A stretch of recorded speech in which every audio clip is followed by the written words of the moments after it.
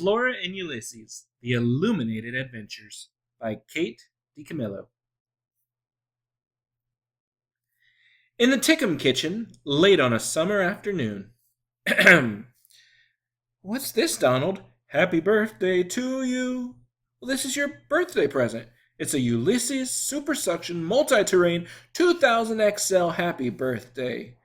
It's a vacuum cleaner? It's a Ulysses 2000 XL. Yep, it's the crown jewel of vacuums. It features an extra long cord so that absolutely no mess, no dirt is ever out of your reach. It's indoor, outdoor, it goes everywhere, it does everything. Goody. You have to try it out. Turn it on. For heaven's sake, Donald, come on, please.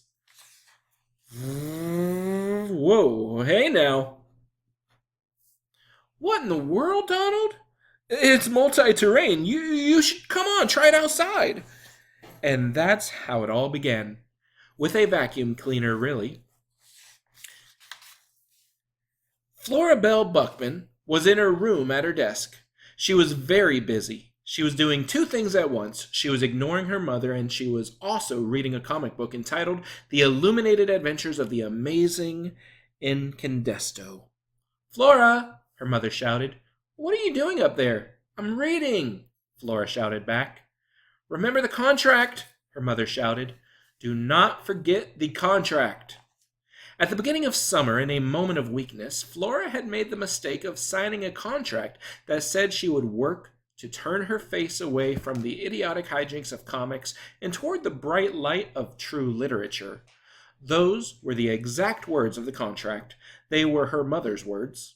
Flora's mother was a writer. She was divorced, and she wrote romance novels. Talk about hijinks. Flora hated romance novels. In fact, she hated romance.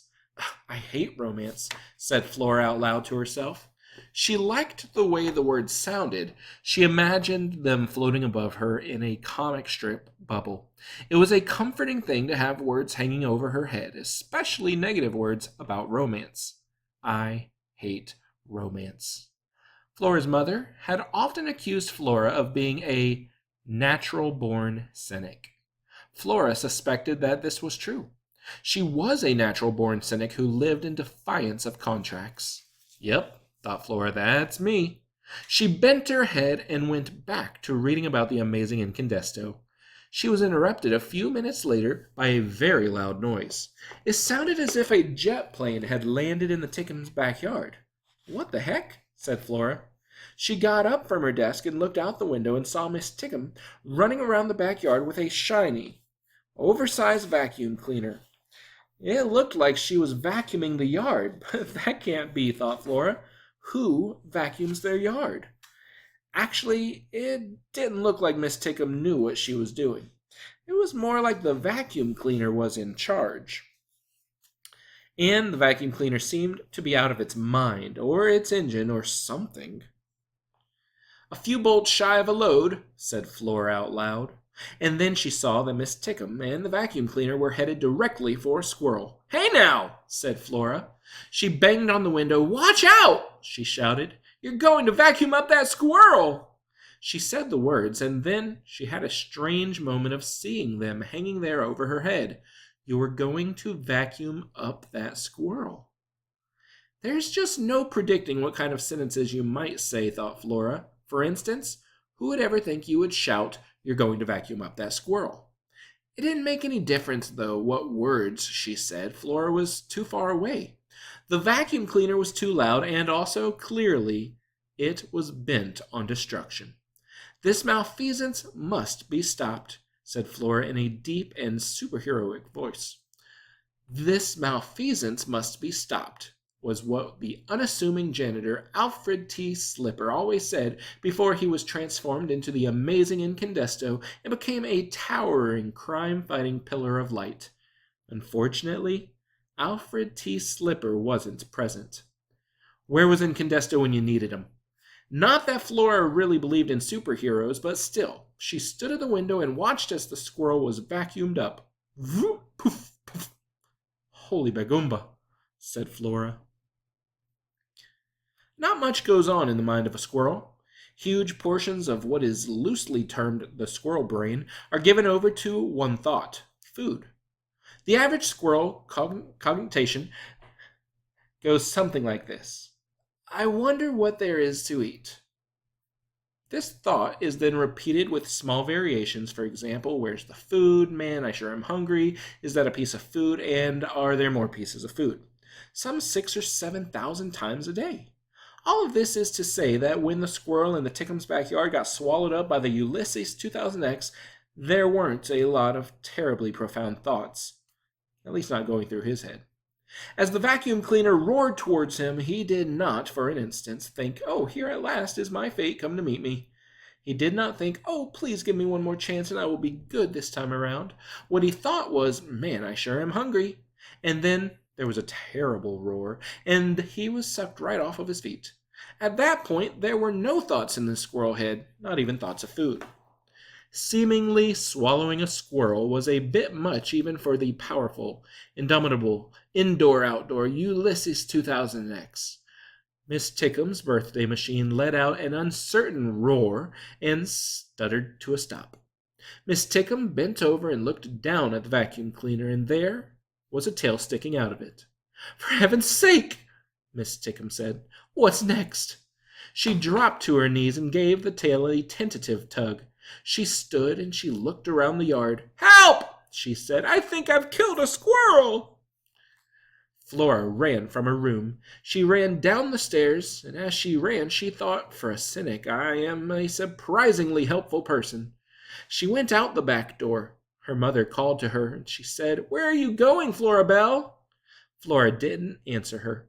She never answered her mother when she called her Flora Belle. Sometimes she didn't answer her mother when she called her Flora either. Flora ran through the tall grass and cleared the fence between her yard and the Tickhams in a single bound. Move out of the way, said Flora. She gave Miss Tickham a shove and grabbed hold of the vacuum cleaner. It was heavy. She picked it up and shook it. Nothing happened. She shook harder, and the squirrel dropped out of the vacuum cleaner and landed with a plop right there on the grass. He didn't look that great. He was missing a lot of fur, vacuumed off, Flora assumed. His eyelids fluttered, his chest rose and fell and rose again, and then it stopped moving altogether. Flora knelt. She put a finger on the squirrel's chest. At the back of each issue of the Illuminated Adventures of the Amazing Incandesto, there was a series of bonus comics. You see, one of Flora's very favorite bonus comics was entitled Terrible Things Can Happen to You. As a cynic, Flora found it wise to be prepared. Who knew what horrible, unpredictable thing would happen next? Terrible things can happen to you. Detailed what action to take if you inadvertently consumed plastic fruit. You know, this happened more often than you would suppose. Some plastic fruit was extremely realistic looking. How to perform the Heimlich maneuver on your elderly Aunt Edith if she choked on a stringy piece of steak at an all-you-can-eat buffet. What to do if you were wearing a striped shirt and a swarm of locusts descended. Run. Locusts eat stripes. And, of course, how to administer everyone's favorite life-saving technique, the CPR. Terrible Things Can Happen to You did not, however, detail exactly how someone was supposed to give CPR to a squirrel. I'll figure it out, said Flora. What will you figure out? Said Miss Tickham. Flora didn't answer her. Instead, she bent down and put her mouth on the squirrel's mouth. It tasted kind of funny. If she were forced to describe it, she would say, that it tasted exactly like squirrel. Fuzzy, damp, slightly nutty. Have you lost your mind? Said Miss Tickham. Flora ignored her. She breathed into the squirrel's mouth. She pushed down on his small chest, and she started to count. Something strange had happened to the squirrel's brain. Things had gone black, and then into this black blankness there came a light so beautiful and so bright that the squirrel had to turn away. A voice spoke to him. What's that? Said the squirrel. The light shone brighter, and the voice spoke again. Okay, said the squirrel, you betcha. He wasn't sure what exactly he was agreeing to, but it didn't matter. He was just so happy. He was floating in a great lake of light, and the voice was singing to him. Oh, it was so wonderful. It was the best thing ever. And then there was a loud voice. The squirrel heard another voice. This voice was counting, and the light receded. "Breathe!" the new voice shouted. The squirrel obliged. He took a deep, shuddering breath, and then another and another, and the squirrel returned. "Well, he's breathing," said Miss Tickum. "Yes," said Flora, "he is." She felt a swell of pride. The squirrel rolled over onto his stomach, and he raised his head. His eyes were glazed. "For heaven's sake," said Miss Tickum, "look at him." She chuckled quietly, she shook her head, and then she laughed out loud, and she kept laughing. She laughed and laughed and laughed. Oh, she laughed so hard that she started to shake. Was she having some kind of a fit? Flora tried to remember what terrible things can happen to you, advised in the event of a seizure. It had something to do with moving the tongue out of the way, or stabilizing it with a stick, or something. I don't know. Flora had saved the squirrel's life. She didn't see any reason she couldn't save Miss Tickum's tongue. The sun sank a little lower into the sky. Miss Tickum continued to laugh hysterically, and Flora Belle Buckman started looking around the Tickums' backyard for a stick. The squirrel was a little unsteady on his feet. His brain felt larger, a little roomier. It was as if several doors in the dark room of his self, doors he hadn't even known existed, had suddenly been flung wide open. Everything was shot through with meaning, with purpose, with light. However, the squirrel was still a squirrel, and he was hungry, very. Who can say what astonishments are hidden inside of the most mundane being?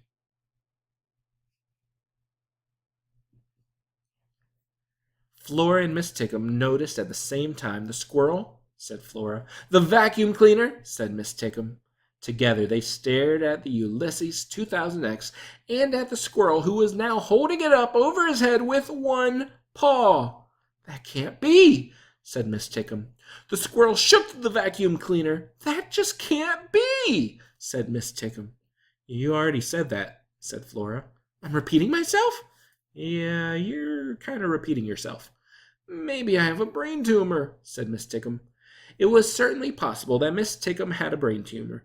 Flora knew from reading Terrible Things Can Happen to You that a surprising number of people were walking around with tumors in their brains and didn't even know it.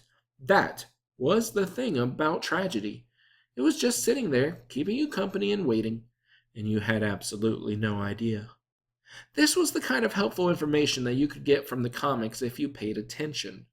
The other kind of information that you absorbed from the regular reading of comics, most particularly in this case from the regular reading of the illuminated adventures of the amazing Incandesto, was that impossible things happened all the time.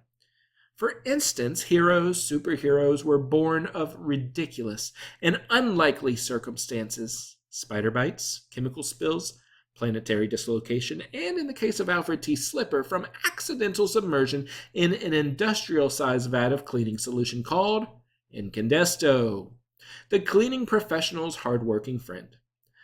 "I don't think you have a brain tumor," said Flora. "There might be another explanation." "Uh-huh," said Miss Tickum. "What's the other explanation?" "Well, have you ever heard of Incandesto?" "What?" said Miss Tickum. "Who?" said Flora. "Incandesto is a who. He's a superhero." "Yeah, okay, right," said Miss Tickum, "and your point is?" Flora raised her right hand, and she pointed with a single finger at the squirrel. "Surely you're not implying," said Miss Tickum. The squirrel lowered the vacuum cleaner to the ground, and he held himself very still. He considered both of them.